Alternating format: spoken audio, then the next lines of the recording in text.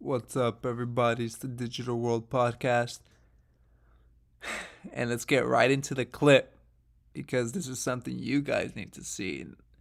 And these clips, like I've said before, they do a lot more explaining than I can do in and of myself. So let's go ahead and get right to it. Those who think the Great Reset is not going to control every aspect of your life, let me give you a couple of things.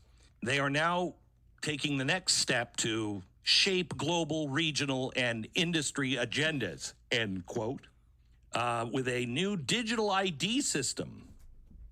Under the framework, the WEF proposes collecting data from many aspects of people's everyday lives. That's a quote. Through their devices, telecommunication networks, and third-party service providers. The WEF suggests that this data collection dragnet would allow a digital ID. Now listen to this, it's very narrow. It would allow a digital ID to scoop up data on people's online behavior, purchase history, network usage, credit history, biometrics, names, national identity numbers, and medical history. Plus your travel history, social accounts, e-government accounts, bank accounts, energy uses, health stats, education, and I love this one, and more. What's left? Once the digital ID has access to this huge, highly personal set of data, the WEF proposes using it to decide whether users are allowed to, quote, own and use devices, quote, open bank accounts, quote, carry out online financial transactions, quote, conduct business transaction, quote, access insurance and treatment, Jeez. book trips, still quoting, go through border control between countries or regions, still quoting, access third-party services that rely on social media logins, file taxes, vote, collect benefits, end quote. So, you know that passport that they gave you? It was so crazy to think that maybe that COVID passport might grow into something, exactly like this. And just 1 second, I want to go right back to this point where before he started reading everything. At the very beginning, listen again, listen closely. Accounts, e-government accounts, national identity, network usage. Now listen to this, it's very narrow.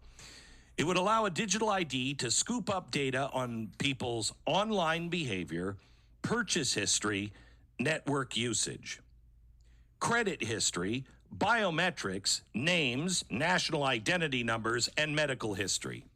Plus your travel history.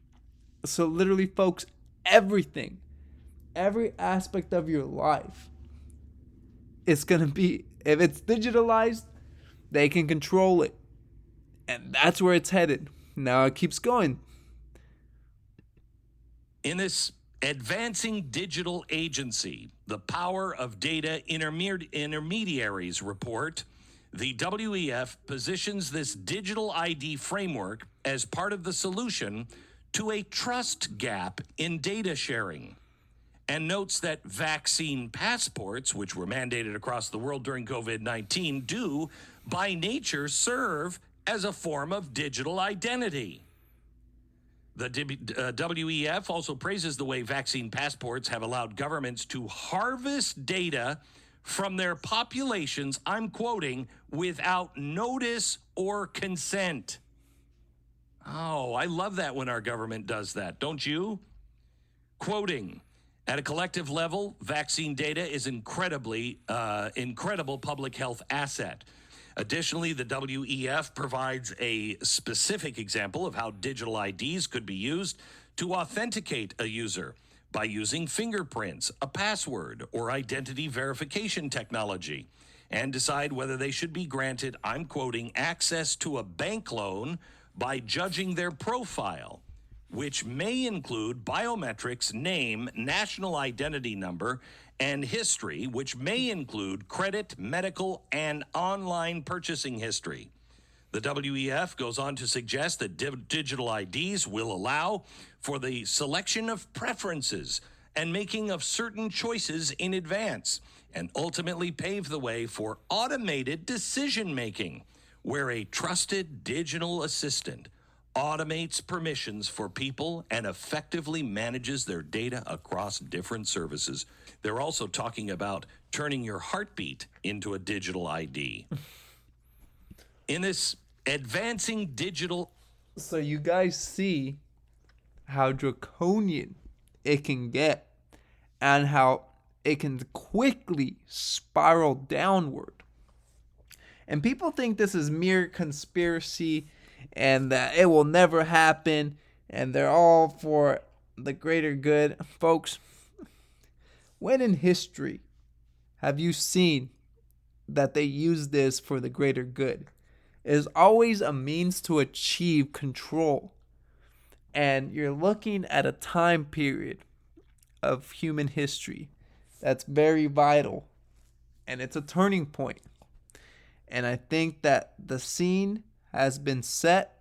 The stage is ready. The final acts are lined up. And it's about to get very, very volatile. So buckle up. Be ready. And know that this is coming. It's coming. So if you enjoy watching this content, please like and subscribe to the channel. It really helps get this information out. This is the Digital World Podcast, and I'll see you in the next episode.